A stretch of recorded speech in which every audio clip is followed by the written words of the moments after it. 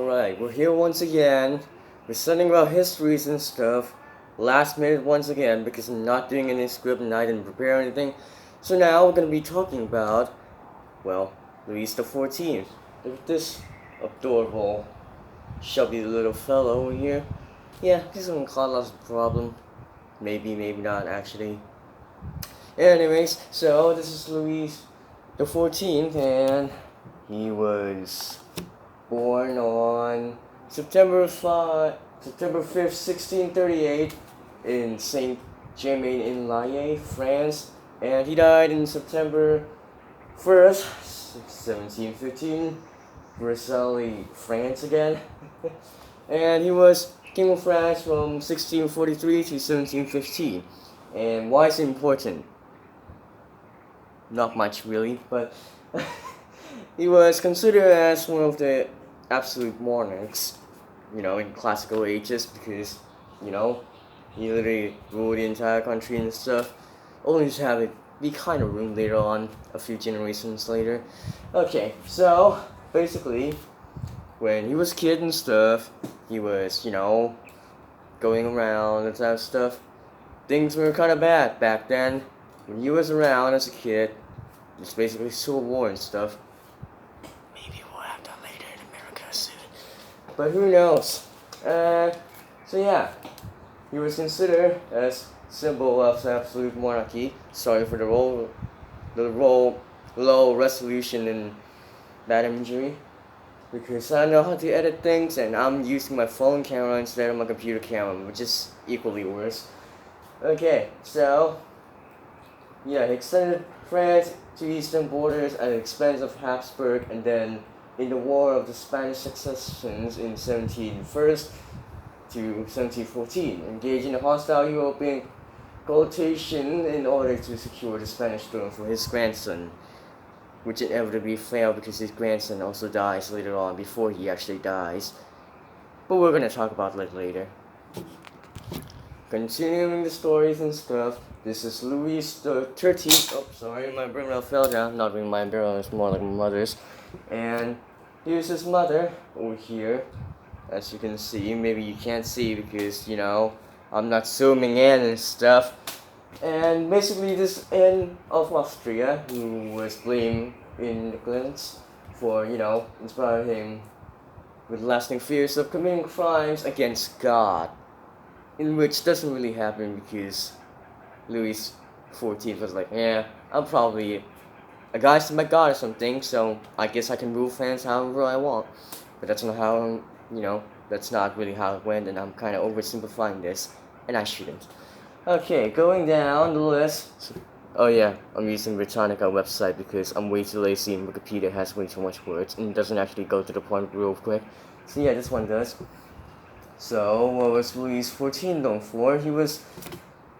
Wait, actually, I said this already. Should probably skip that. Okay.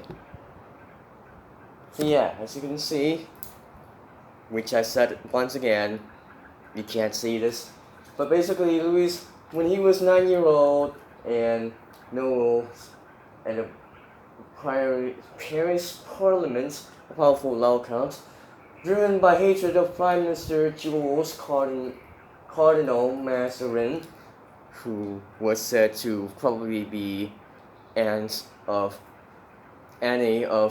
Austria's probably, another love affair instead of the king because she doesn't actually like Louis XIII.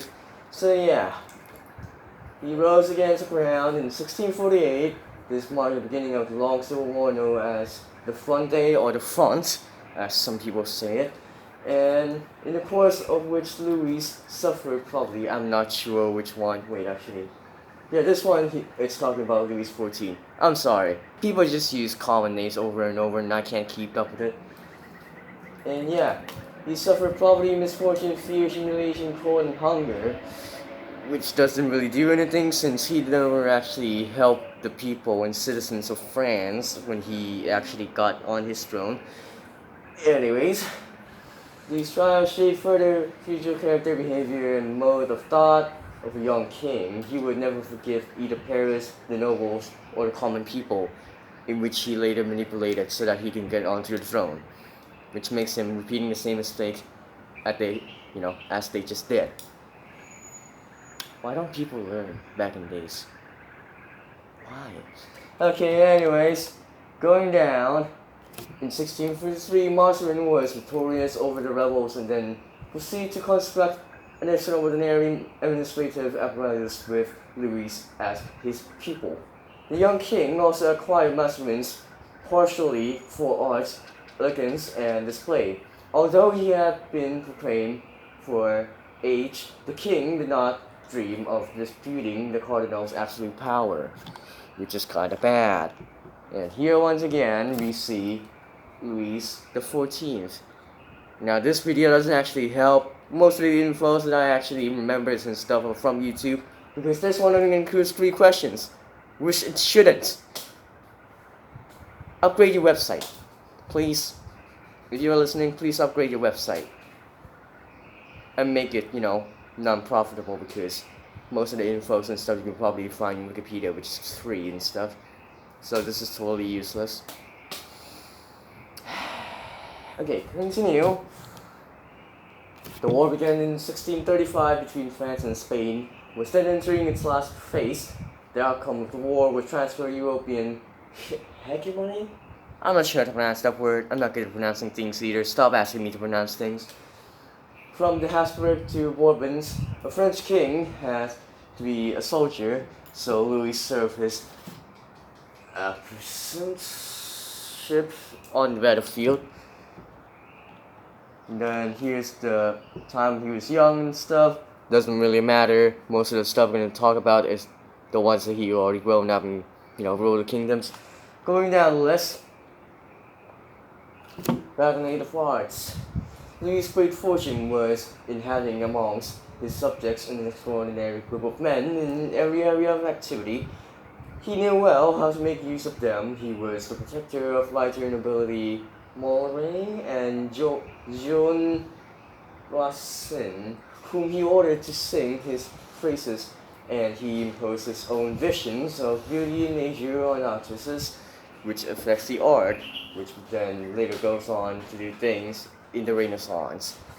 Okay, continuing. Appearance and way of life were changed. The great towns have underwent metamorphosis. Yes, metamorphosis. The landscape was altered and monuments arose everywhere. The king energetically devoted himself to building new residences. Little remains of his splendid palaces in Saint Germain and Marly, but Versailles was cursed as extravagant even as it was under construction and accused of having ruined the nation. Such things. Versailles was approximately the size of a modern airport. It was an object of universal admiration and enhanced French prestige. All the power of the government was brought to bear in the construction of Versailles. I still don't know how to pronounce this thing. I definitely butchered it several times already. Louis XIV was not wrong, as some have claimed to remove himself from unhealthy and tumultuous Paris, but he erred in breaking with the wandering traditions of his ancestors. The monarchy has become increasingly isolated from people and hereby assume decidedly mythical qualities, which then also leads to the French revolutions. And yes, that's why we have the French Revolution and what? This is not planned, okay? You have no idea what's going on. I don't use this website that much and I don't know locked in. Okay, continuing stuff. Basically, this thing is kind of bad because it means that, oh, I guess we're rich now, but I guess the poor people never got anything to eat. Still happens today. But either way, they tried to change that. They didn't. And it leads to several revolutions, which keeps happening over and over even now. Okay, going down the list even more. When Louis watched his building going up, Colbert, who supervised the construction, obtained from him the means to carry out an economic revolution aimed at making France economically self-sufficient while maximizing exports, which doesn't really happen. Manufacturers, the navies, and merchant marines, a modern police organization, roads, ports, and canals all emerged about the same time. Louis attended to every detail while having the same deep listening entertainment and carry on a tumultuous love affair with Louis XIV. I'm not gonna like pronounce that. I'm just gonna say Louisedelavalliere. I don't know how to pronounce that. I'm not gonna pronounce that. Okay, going down the list more. In 1667, he decided to invade Spanish Netherlands, which regards as his wife's inheritance, thus being a series of war that lasted for a good part of his reign. Louis himself on deathbed said, "I have loved war too much," but his subjects were often complaining of his produce and moderation, would not have understood that he had not used this force to strengthen the frontiers of France. However, he failed in this invasion, which leads the people to, be kind of unhappy with him. But then he tries to gain reputations and stuff to invade it later on, which also fails. But, that causes France to have the eastern border with Netherlands like we have nowadays, which is kind of a mess. Okay, going down. Son of a decline, we don't need to talk about that, not really, blah, blah, blah, blah, blah, blah, blah, blah. Why am I even recording this? Oh no, I'm doing my life replication.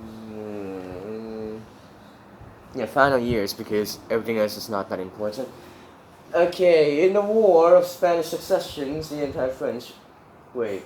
No, I've got some details before that. Okay, so basically, when he gets old and stuff, he was like, yeah, we should, our country is Catholic and stuff, as the French were Catholic back then, and some other countries were not, like the Dutch and stuff, they were not Catholic. And he was like,